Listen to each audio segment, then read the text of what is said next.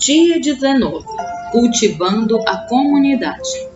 Você poderá ter uma comunidade saudável, sólida, bem-sucedida e que Deus aprova somente se trabalhar duro para fortalecer os relacionamentos, tratando todos com dignidade e honra. Tiago 3,18.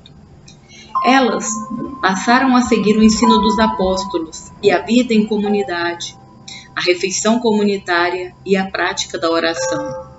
Atos 2,42. Comunidade exige comprometimento. Somente o Espírito Santo pode criar uma verdadeira comunhão entre cristãos, mas ele cultiva isso por meio das escolhas feitas e dos compromissos que fazemos. Paulo faz referência a essa dupla responsabilidade. Vocês estão unidos na paz por meio do Espírito, portanto, esforcem-se para continuar unidos desse modo. Efésios 4:3. É necessário tanto o poder de Deus quanto o esforço para gerar uma comunidade cristã amorosa. Infelizmente, muitos crescem em famílias com relacionamentos adversos, por isso carecem das habilidades relacionais necessárias para experimentar a verdadeira comunhão. Eles devem ser ensinados a lidar e a se relacionar com os outros membros da família de Deus.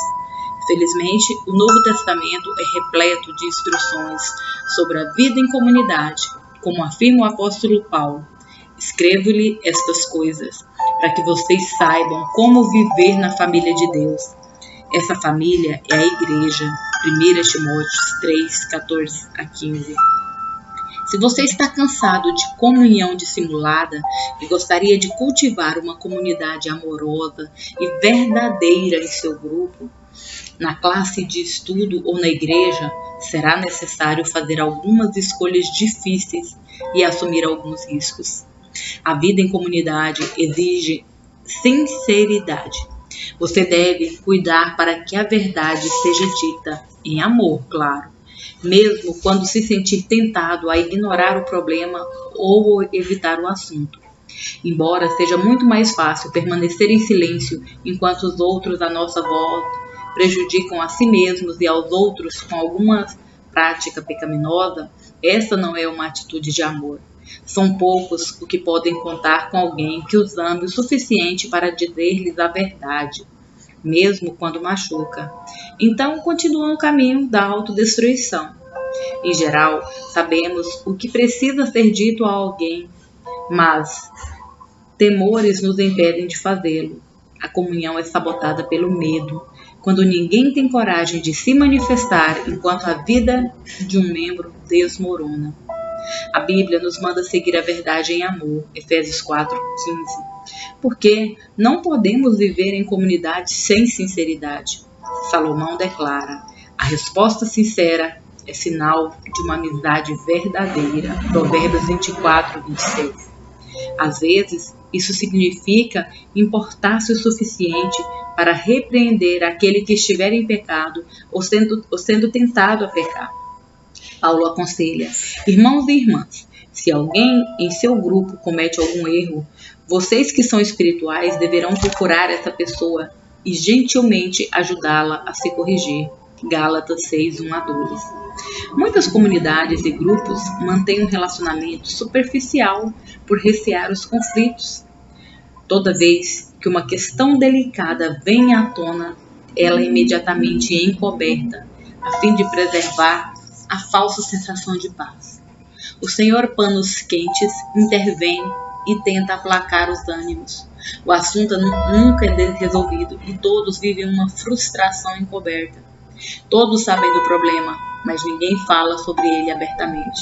Isso cria um ambiente doentio de segredos e fofocas. Paulo é incisivo quanto a este assunto. Essa nova vida traz mudanças. Chega de mentiras, chega de fingimento, falem a verdade. No corpo de Cristo estamos, antes de tudo, conectados uns com os outros. Se você mente para alguém, está mentindo para você mesmo. Efésios 4:25. A verdadeira comunhão no casamento, na amizade ou na igreja depende da franqueza. Na verdade, o túnel do conflito é a travessia para a intimidade em qualquer relacionamento. até que os envolvidos se importem o suficiente para enfrentar e solucionar os obstáculos encobertos, jamais estarão realmente próximos uns dos outros. Quando tratamos o conflito da maneira correta, crescemos em intimidades uns com os outros, pois enfrentamos e resolvemos nossas diferenças.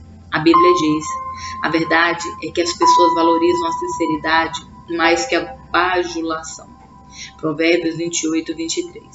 A fraqueza, no entanto, não é uma licença para se dizer o que quer, onde quer e sempre que quiser.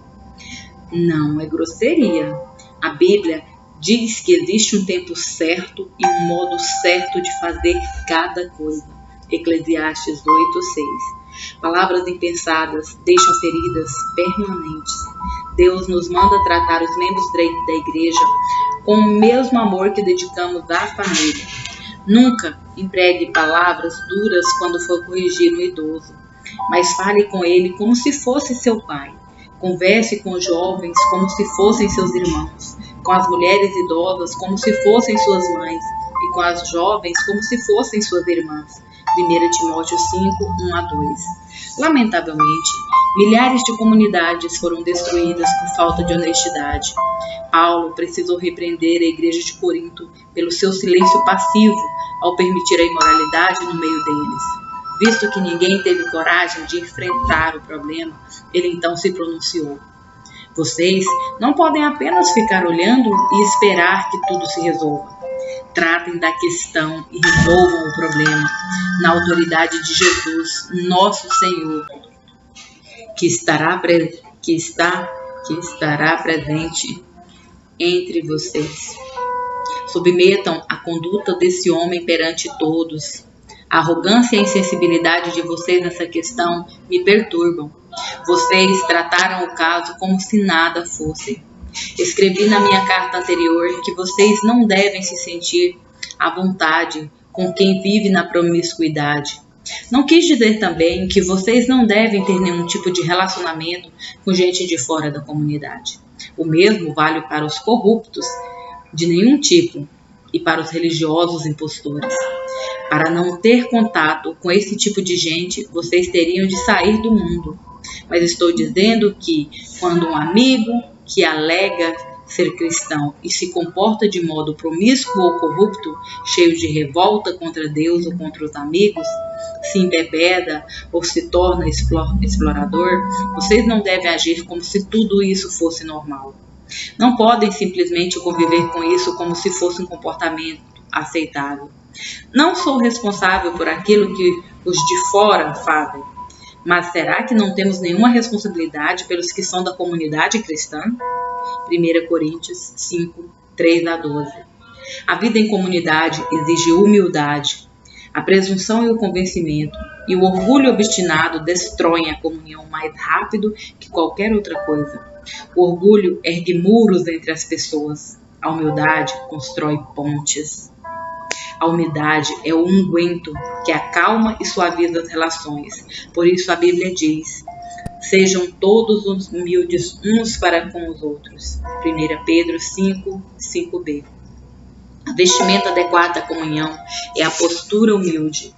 A continuação do versículo diz: porque Deus se opõe aos orgulhosos, mas concede graça aos humildes. 1 Pedro 5,5. Essa é a outra razão pela qual precisamos ser humildes. O orgulho impede a graça de Deus em nossa vida, da qual precisamos para crescer, ser transformados, curados e ajudar os outros. Recebemos a graça de Deus quando admitimos humildemente que precisamos dela. De acordo com a Bíblia, se nos portarmos com arrogância, vivemos em oposição a Deus. Essa é uma maneira tola e perigosa de viver. Você pode desenvolver a humildade de várias maneiras práticas, admitindo suas fraquezas, sendo paciente com as fraquezas dos outros, estando aberto a admoestações e pondo os outros em evidência. Paulo orienta: vivam em harmonia entre vocês, não se comportem como se fossem superiores a alguém. Antes, alegrem-se na companhia das pessoas comuns e não pensem que já sabem tudo. Romanos 12, 16. Aos cristãos de Filipos, aconselho: Nada façam por ambição egoísta ou por vaidade, mas humildemente considerem os outros superiores a vocês mesmos. Cada um cuide não somente dos seus interesses, mas também dos interesses dos outros. Filipenses 2, 3 a 4. Humildade não é pensar menos de si mesmo, mas pensar menos em si mesmo. Humildade é pensar mais nos outros. Os humildes estão interessados apenas em servir os outros, não pensam em si. A vida em comunidade exige cortesia. Somos corteses quando respeitamos as diferenças, quando temos consideração pelos sentimentos uns dos outros e quando somos pacientes com os que nos irritam.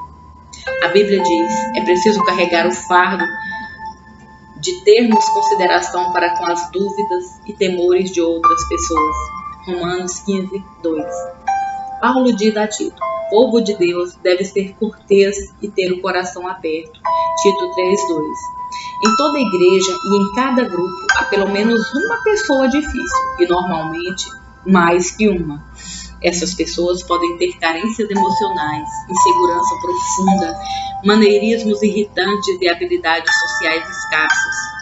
Você pode chamá-las carentes de graça extra. Deus colocou essas pessoas em nosso meio, tanto para benefício delas quanto nosso. Elas são uma oportunidade para crescermos e um teste para a comunhão.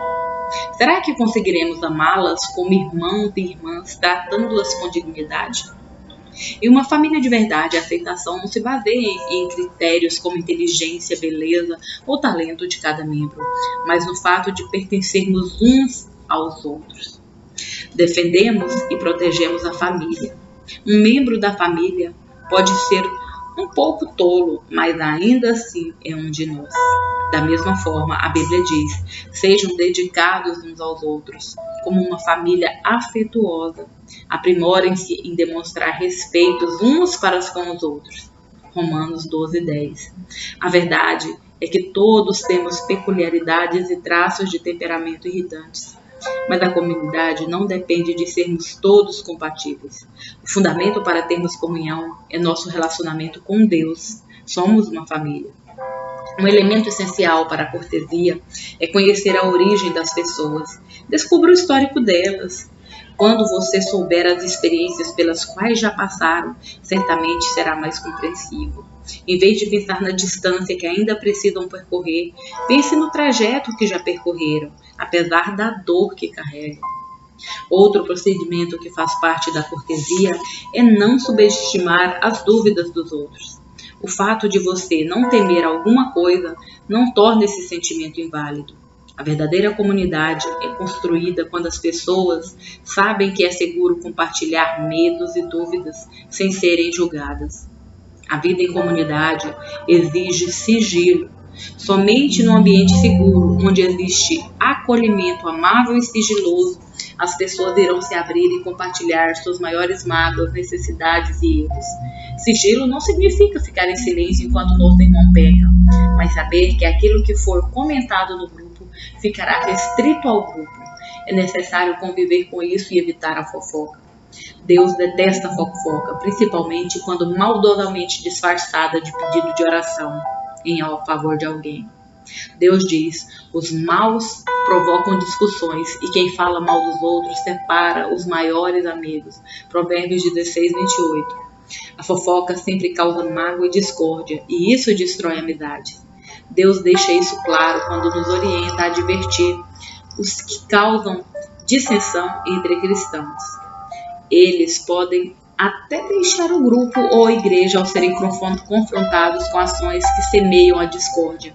Contudo, a comunhão da igreja é mais importante que qualquer indivíduo. A vida em comunidade exige constância. Você deve manter contato regular com seu grupo, a fim de desenvolver a verdadeira comunhão. Relacionamentos exigem tempo. A Bíblia diz: não abandonemos, como alguns estão fazendo o costume de assistir às nossas reuniões. Pelo contrário, animemos uns aos outros. Hebreus 10, 25. Devemos desenvolver o hábito de nos reunir. Hábito é algo que você faz com frequência, não uma vez ou outra. É preciso passar tempo com as pessoas, muito tempo. para estabelecer relacionamentos íntimos. Por isso, observamos uma comunhão tão superficial em muitas igrejas. Não passamos tempo suficiente juntos e o tempo que passamos é quase sempre gasto para ouvir uma única pessoa falar. Uma comunidade não é formada de acordo com a nossa conveniência. Vamos nos reunir quando eu tiver vontade, mas na convicção de que é necessária para a nossa saúde espiritual. Se você quiser cultivar comunhão verdadeira, isso significa reunir-se mesmo quando não tenha vontade, porque você acredita que é importante. Os primeiros cristãos reuniam-se todos os dias. Regularmente, eles adoravam juntos no templo todos os dias. Reuniam-se em grupos pequenos nas casas para a comunhão e participavam das refeições com grande alegria e gratidão. Atos 2:46. Viver em comunhão requer investimento de tempo. Se você é membro de um pequeno grupo ou de uma classe de escola dominical, recomendo que se faça um pacto entre todos no qual estejam incluídas as 9 características da comunhão bíblica. Compartilharemos nossos verdadeiros sentimentos, autenticidade, incentivaremos uns aos outros, reciprocidade, apoiaremos uns aos outros, compaixão, perdoaremos uns aos outros, misericórdia, falaremos a verdade com amor, sinceridade, admitiremos nossas fraquezas, humildade, respeitaremos nossas diferenças, cortesias, não divulgaremos segredos alheios que nos são ditos em confiança, sigilo, e faremos do grupo uma prioridade, constância. Quando você olha a lista de características, fica evidente o motivo por que comunhão de verdade é algo tão raro. Ter comunhão significa desistir de nosso individualismo e independência para nos tornarmos interdependentes. Os benefícios de compartilhar a vida uns com os outros, no entanto, são plenamente compensadores e nos preparam para o céu. Dia 19. Pensando sobre o meu propósito de vida. Tema para reflexão: comunidade exige comprometimento. Versículo para memorizar. Nós compreendemos o que é o amor quando descobrimos que Cristo deu sua vida por nós. Isso significa que temos de dar a nossa vida pelos outros fiéis. 1 João 3,16. Pergunta para meditar: como eu poderia ajudar meu grupo e minha igreja a desenvolver as características de uma comunidade verdadeira?